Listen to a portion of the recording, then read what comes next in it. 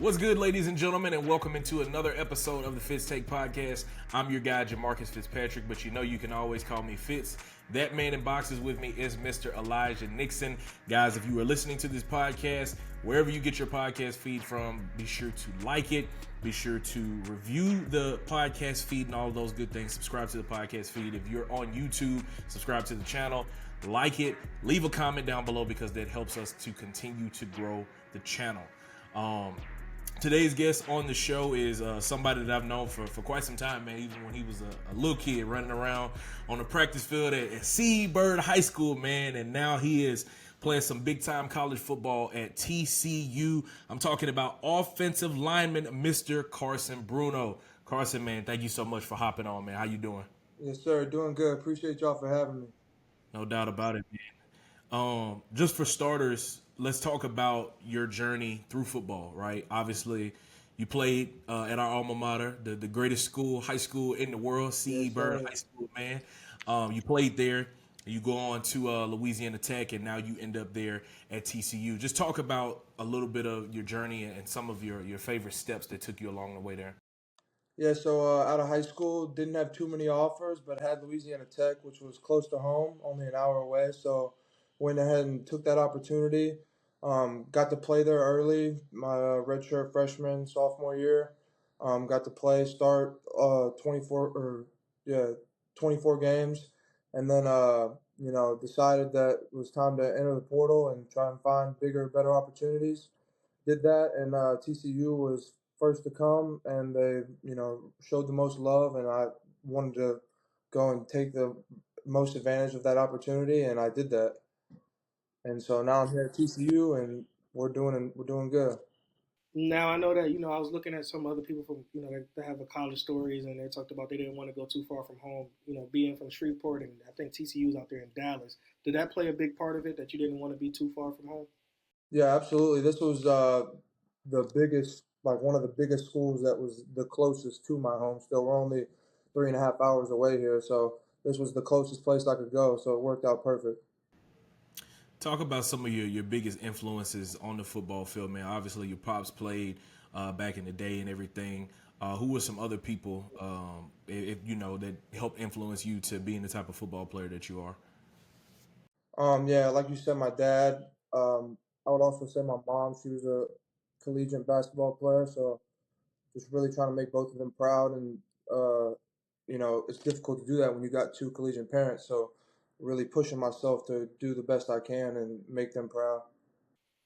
Now, hitting the transfer portal isn't always easy, but when you get to TCU, coming from Louisiana Tech, what were some of the challenges that you had to put into yourself to get to where you are and be that guy out there for the Horned Frogs now? Yeah, coming in, I know I'm going to a bigger program, and I'm coming from a smaller program, so I know how everybody kind of looks at you. And so I just went in there with the dog mindset of it doesn't matter where I'm at, I'm a good player, and I'm coming here to show these people the same thing. So when I got here, I just came in with that mindset to that I am who I am, and they got me here for a reason. So just came in there with that mindset that I'm here for a reason. You played D line back in high school, right? Yes, sir. Yeah, man. Like, how was that transitioning? Obviously there are similar aspects of O line and D line. How was it transferring over to the offensive side of the ball for you once you got to college? Yeah, my when I first got to college, I those meetings were so rough. Like I was in like Spanish class. Like I didn't understand anything that anybody was talking about like at all. It was rough for a while, but once I got the mental aspect down, the physical part just came with it. Obviously I wasn't used to doing that either, but you know, the physical part came with it. Once I got the mental down, it was smooth, but at first it was pretty rough, but we it didn't take too long. Hey, that's a good comparison. Talking about Spanish class, brother. Yeah, I swear. I swear. I wasn't understanding nothing in there for like a good while. But going in there, when you got to TCU, was there anybody that took you under their wing to show you the way how they do things over there? Uh, not necessarily. We didn't have too many older guys in the O line room. So it was just kind of like going off my own experience and uh, you know, making a way for myself And there obviously were people who guided me that weren't O linemen, but from an O line perspective, it was just kind of guiding my way through myself through. With you being a senior there now, man, what's that culture like in the TCU offensive line room? You're the standard in there. What are you preaching to the guys in that offensive line room? Yeah, we got a lot of older guys in our O line room right now, so it's been super nice. And we're just preaching: be physical, be nasty. High effort guys. The technique will come. We can always fix technique, but just be a high motor guy. Be physical, be nasty, and everything else will take care of itself. So that's what we're kind of preaching. Do everything right. Speaking of being physical and being nasty, Monday night you're physical. You're definitely nasty. Was that because you was on the? I know you wanted to win the game, but was it because you was on the biggest stage that they put out there? Because it's supposed to be Bill Belichick night and Michael Jordan was there. Do you feel like that gave a little extra oomph to that game for you guys? Nah, that was just part of it. We didn't care who we were playing. We were going in there to kick some butt, and all that just kind of added to it. It made it a little bit more special. But we were going in there to do our thing regardless of who it was. Man, y'all's so whoever runs the TCU football social media account kept the receipts because it was like every other thing. It was like tonight Bill Belichick coaches the UNC, or no, it was like wake up honey, UNC plays TCU tonight with Coach Belichick, and the TCU account was like go back to sleep honey or something like that, man. Yeah, I saw it all. I don't know who runs it, but that was funny. They kept all the receipts. Yeah, man. I know early on y'all also dropped a video from the account where Coach Dykes was talking about, you know, he's won all these Super Bowls. I have a lot of respect for him, but he ain't gonna play one down of football. Like, how important was it for y'all to have that mentality and going in, like you talked about, of not worrying about who you're playing against, but just winning the game itself? Yeah, that was a huge part. Like we said, the Belichick thing wasn't what we were really worried about at all. It was just we were worried about ourselves. We knew. I mean, the first game of the season, you're more worried about yourself than you are the opponent because you don't got film on them anyway. It's a whole new team each year now with the transfer portal and everything. So we were just focusing on ourselves, and if we do this, then we'll come out successful. And we did what we wanted to do, and we saw the results. Now, I think the game was really won in my eyes through the trenches. I know that Bud Clark had an interception, but you guys kept your quarterback upright while they couldn't. How is that defensive line room for the Horned Frogs? Would you say? Put the word on notice. What would you say about that defensive line room? They're balling, bro. They're coming to get after you this year. Last year, first year with the DC, we started off a little slow, but this year they got it rolling, bro. They got it rolling. They just got to keep the ball going. Yeah, he was talking about the trenches and the two long touchdown runs I think it was that y'all had. It was two similar plays. Looked like a buck sweep. One of them you were pulling play side, and the other one you were pulling on the backside. Just talk about that synergy that you guys have amongst the offensive line and the running back room to be able to say like, hey man, if this is the play that's hitting for us, keep calling it. Let's keep it rolling. Yeah, we love that stuff. We have so much trust in our running backs. They all can roll. All five of them can roll, and so we call these run plays. We know we block it up right. That it's going to be a big gain. So we're just trying to make sure we get our assignment right and good technique, everything, and it'll work out. It'll work itself out. So we did that on those plays, and it just happened like that. Speaking of sweeps and you getting a chance to pull, what is your eyes like when you see a DB? You get past that, you get to that second level, and you see a DB that you could just clean over. What is that like for you? That's one of the best feelings. You got so much anticipation. You ready to go take somebody's head off. You know what I'm saying? You just hope you ready to go take somebody's head off, and you hoping you don't whiff at the same time. Yeah, man, that was always fun, bro. So I get you with that one, man. Coach Dykes is known for building like strong locker room cultures and building up teams. Just what is he like on a day to day basis in practice and team meetings and all of those things like that?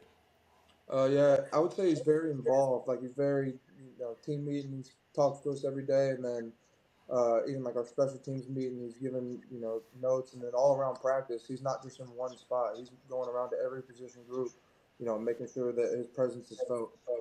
in a good way.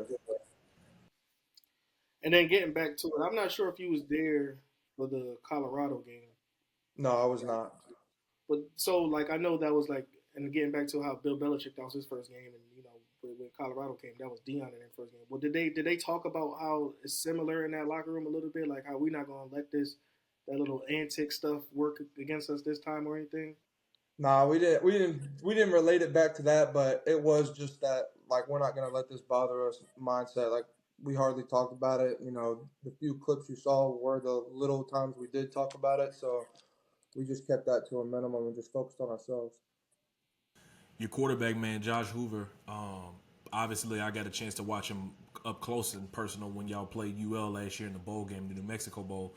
And even in that game, I was like, this dude can sling it. He gonna be nice next year because I knew he was coming back. What is different about him this year that's gonna allow you guys to kind of take that next step and being a true Big 12 contender and even a college football playoff contender? I mean, he is just performing at a super high level. He knows when to get out of the pocket if stuff's getting nasty. He's able to get on the move and still make a very accurate throw. So he's just playing at a super high level. He knows his checks and everything. So I'm really excited for him this year. And the guy that he was throwing the ball to, Jordan Dwyer. I mean, I know he had a pretty spectacular season last year, but that night, again, Monday night, he had 9 catches for 136 yards and a touchdown. Just what makes him so special in your eyes? I mean, I was so hyped on Monday, just the way he was balling. Like he caught a pass and like you think he's getting tackled, and all of a sudden you look up and he's still running, just breaking tackles out of nowhere. So, I mean, it was just special to see. And I mean, I knew he had it in him, but I was a little surprised on Monday. That was awesome to watch. So I can't wait for the rest of the season, see what he's got.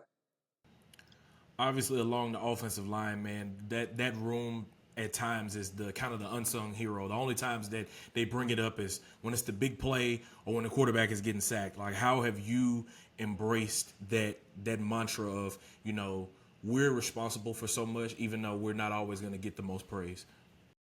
Yeah, we just try to keep our head down and, like you said, like we're gonna hear about it if it's a bad play, and we're most likely not gonna hear about it if it's a good play. So we know when we hear the critiques from outside sources and stuff, like there's nothing to worry about. Like, they don't really know what's going on.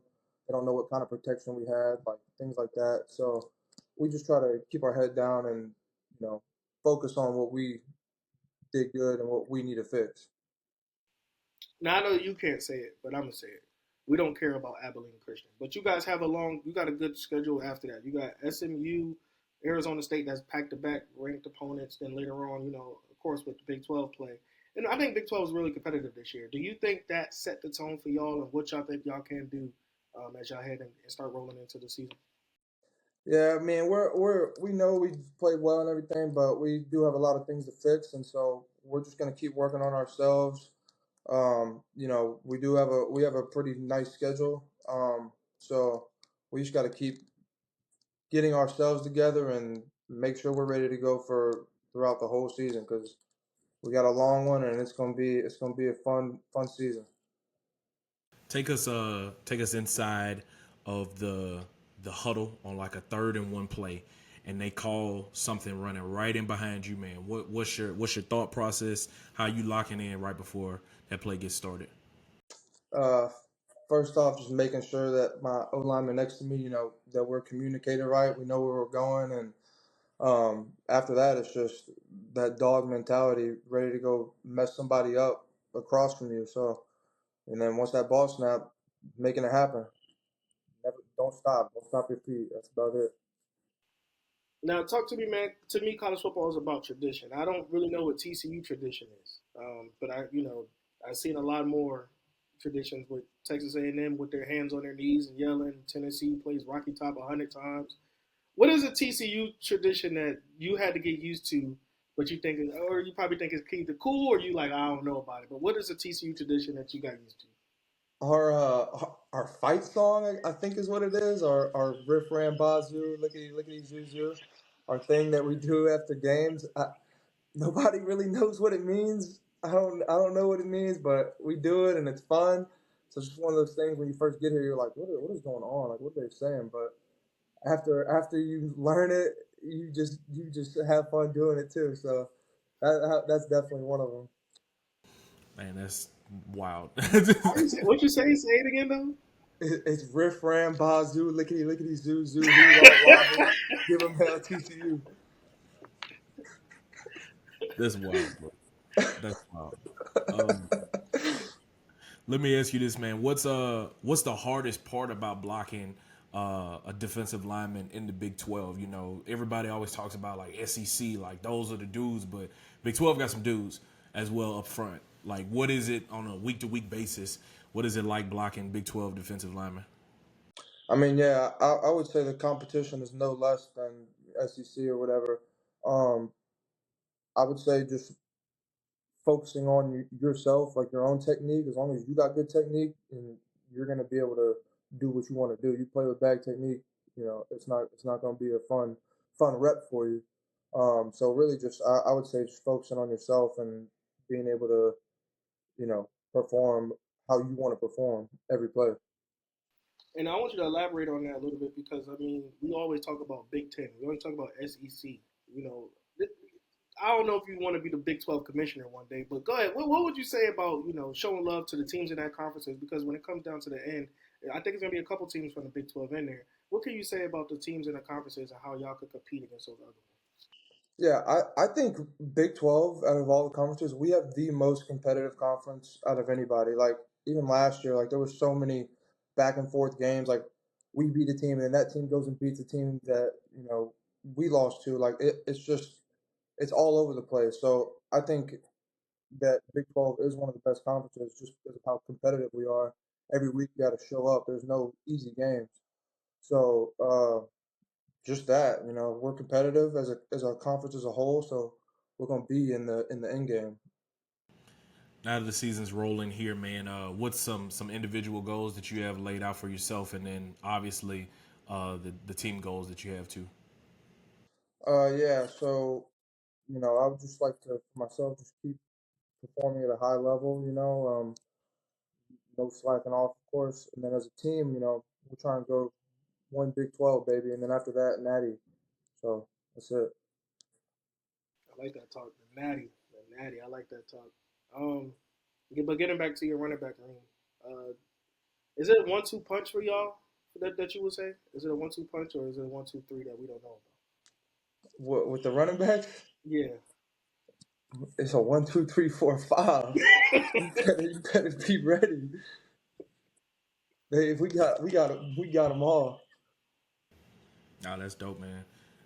Outside of football, like talk about like what are some things that you like to do away from the game because it's demanding for what you guys have to do, the meetings, the practicing, and all that stuff like that, balancing it with class. When you away from everything, what do you like to do? I like to go fishing. Me and a couple of my teammates found some spots out here. We like to go fishing. We'll play a little bit of golf, hang out by a pool somewhere. Somebody's got a pool, go hang out. Me and my roommate are watching some good shows right now. We're on The Sopranos right now, so we're grinding that out.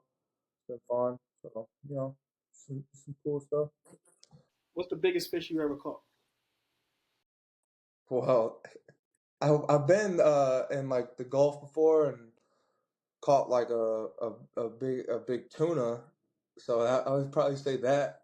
But like here, nothing too big.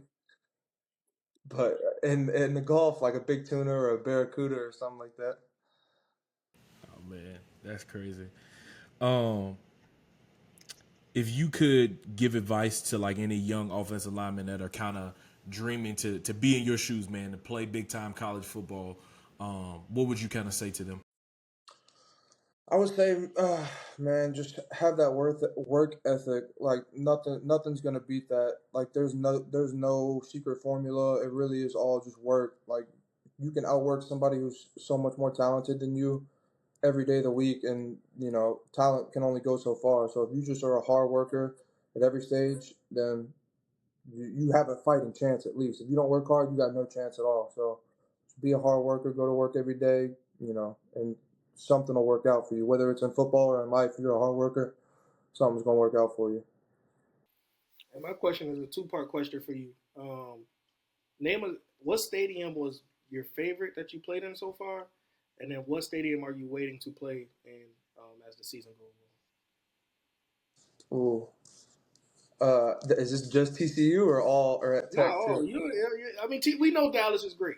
We know Dallas is Uh, I would say probably my favorite was Clemson at Tech a couple years ago. That was a cool place to play at. Looking forward to, I would say AT&T Stadium for that Big 12 championship. Yeah. Yeah, I like that talk. Talk your talk, man. I like that. I like that. Um, I guess my last one for you, man. What can TCU fans expect from you and the Horned Frogs for the rest of this season? Now that you guys are 1-0. We're just gonna keep giving it our all, man. We're excited to play. You know, we're trying to go 1-0 every week. Gonna give it our all, bro. That's about it. And then my last question to you is basically, thank you for coming to the podcast. We enjoy your time, man.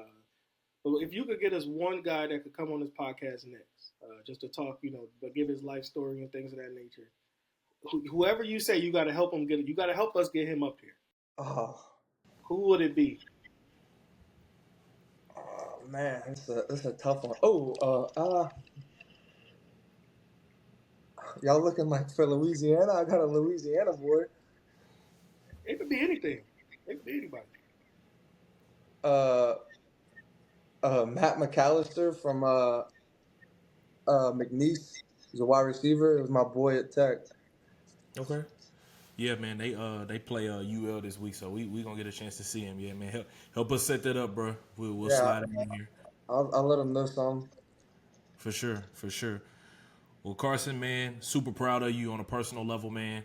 Thank you for sliding on here, taking the time out of your busy schedule to hop on the show, man. We greatly appreciate you. Thank you for your time. Thank you for hopping on here, for Yeah, sure, man. I appreciate y'all. Thank y'all for having me. for sure. Well, ladies and gentlemen, that has been yet another great episode here on the Fitz Take Podcast. If you are listening to this podcast, subscribe to the podcast feed, give us a like and a review as well. If you're on YouTube, go ahead and subscribe to the channel, leave a comment, and all of those good things so we can continue to grow this channel. Signing out for Elijah Nixon, I'm Jamarcus Fitzpatrick. We'll see you guys next time.